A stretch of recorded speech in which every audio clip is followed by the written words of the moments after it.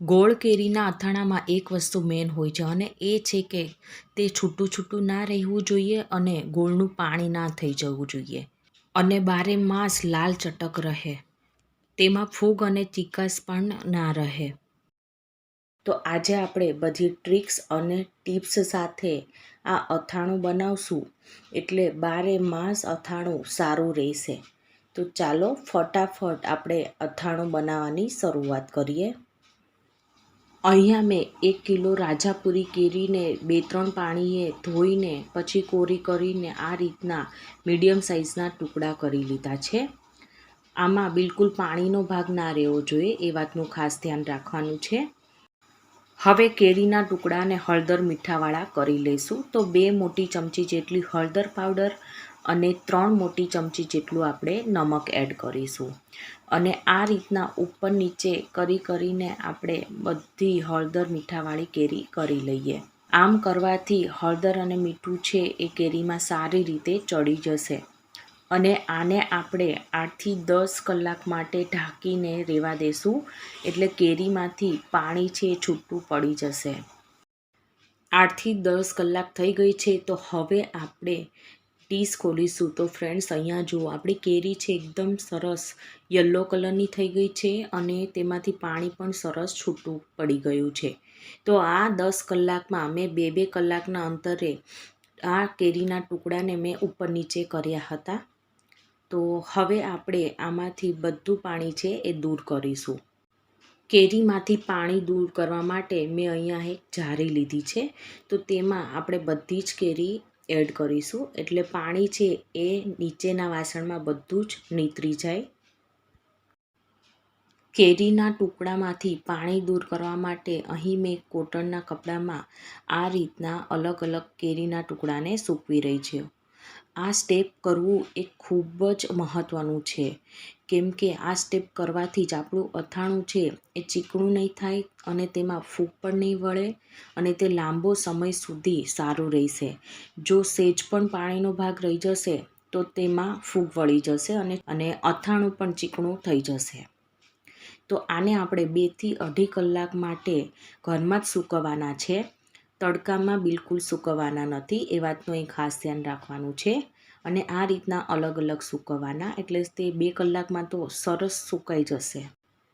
અને આ જે કેરીમાંથી ખાટું પાણી નીકળ્યું છે ને, એને તમે બોળિયા ગુંદા કે પછી ગરમર કે કોઈ પણ અથાણામાં ઉપયોગમાં લઈ શકો છો. તો સૌથી પહેલાં તો કેરીના ટુકડા સુકાય ને ત્યાં સુધીમાં મેં અહીંયા એક તપેલીમાં તેલ ગરમ કરવા માટે મૂકી દીધેલું છે. અને તેલ છે એમાંથી ધુમાડા નીકળે ત્યાં સુધી તેને આપણે ગરમ કરવાનું છે. અને પછી સાવ રૂમ ટેમ્પરેચર પર તેલ આવી જાય તેટલું ઠંડુ થાય ને પછી જ આપણે અથાણામાં એડ કરીશું. તો ફ્રેન્ડ્સ, અહીંયા જુઓ, ધુમાડા નીકળવાનું પણ શરૂ થઈ ગયું છે. તો હવે આપણે ગેસની ફ્લેમ બંધ કરી દઈએ અને તેને ઠંડુ કરવા માટે સાઈડ પર મૂકી દઈશું. 2 કલાક બાદ કેરીના ટુકડા છે એકદમ સારી રીતે સુકાઈ ગયા છે. તો 1 કિલો આપણે કેરીના ટુકડા હતા, તેમાંથી મેં 500 ગ્રામ જેટલા કેરીના ટુકડા લીધેલા છે. બીજા 500 ગ્રામ જેટલા ટુકડા છે તેમાંથી મેં ખાટી કેરીનું અથાણું બનાવ્યું છે. જો આ રીતે એકસાથે કેરીના ટુકડાને હળદર મીઠાવાળા કરી લેશો ને તો બંને અથાણા એક સાથે જ બનીને તૈયાર થઈ જશે. અલગથી તમારે કંઈ માથાકૂટ કરવાની જરૂર નહીં પડે. તો હવે આપણે આમાં મસાલા કરીએ. તો અહીંયા મેં આચારનો મસાલો લીધેલો છે, જે 80 ગ્રામ જેટલો છે, જે મેં ઘરે જ બનાવેલો છે. તો આની લિંક હું તમને ડિસ્ક્રિપ્શન બોક્સમાં આપી દઈશ. તો આ રીતે આપણે ઉપરથી મસાલો એડ કરીશું. તમારા ઘરમાં જેટલો આ અથાણાનો બોળો ખવાતો હોય ને એ અકોર્ડિંગ તમારે એડ કરવાનો. તો 500 કેરીની સામે આ 80 ગ્રામ મસાલો એ પરફેક્ટ છે. જો તમારે વધુ ખવાતો હોય તો વધુ એડ કરવાનો. એકવાર બધું સારી રીતે મિક્સ કરી લઈએ, એટલે કેરીના ટુકડામાં મસાલો છે એકદમ સારી રીતે ભળી જાય. અને હવે આપણે જે તપેલીમાં તેલ ગરમ કર્યું હતું તે તેલમાંથી મેં અહીંયા 8થી 9 મોટી ચમચી જેટલું તેલ લઈને 9 શેકું ગરમ કરી લીધું છે. 9 શેકું તેલ ગરમ કરીને એડ કરવાથી આપણા અથાણામાં સ્વાદ અને સુગંધ છે એકદમ સરસ આવી જશે. અને એકવાર સારી રીતે બધું મિક્સ કરી લઈએ. અને જે બાકીનું તેલ છે ને એ આપણે પછી એડ કરીશું. હવે આપણે 500 ગ્રામ કેરીના ટુકડા છે તો તેની સામે 500 ગ્રામ મેં દેશી ગોળ લીધેલો છે, જેને મેં છીણીને લીધેલો છે, તો તે આપણે એડ કરીશું. એકવાર બધું સારી રીતે મિક્સ કરી લઈએ અને આ અથાણાને હવે એક ડીશથી ઢાંકીને 2 દિવસ સુધી આપણે બહાર રાખીશું. એટલે ગોળ છે એકદમ સારી રીતે ગળી જશે અને અથાણા સાથે ભળી જશે. 2 દિવસ થઈ ગયા છે તો હવે ડીશ ખોલીશું. તો ફ્રેન્ડ્સ અહીંયા જુઓ, આપણું અથાણું છે એમાં ગોળ છે એકદમ સારી રીતે મિક્સ થઈ ગયો છે અને તેનું પાણી પણ થયું નથી અને મસાલા પણ એકદમ સારી રીતે મિક્સ થઈ ગયા છે. તો હવે આપણું અથાણું છે એ બરણીમાં ભરવા માટે તૈયાર થઈ ગયું છે.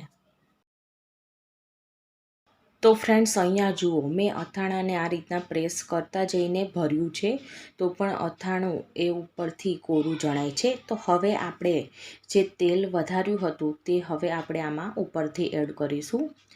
તો અથાણું છે એ બુડબુડા રહે ને તેટલું આમાં તેલ એડ કરીશું, એટલે આપણું અથાણું છે એ 12 માસ સારું રહેશે.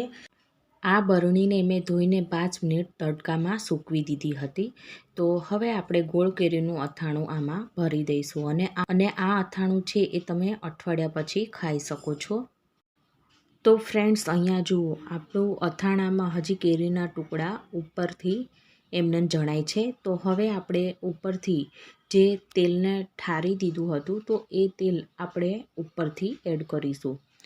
બુડબુડા રહે ને તેટલું આપણે આમાં તેલ એડ કરવાનું છે. ઉપરથી આટલું તેલ એડ કરીશું ને તો તેમાં ફૂગ પણ નહીં વળે, અથાણું કાળું પણ નહીં પડે અને તે ચીકણું પણ નહીં થાય.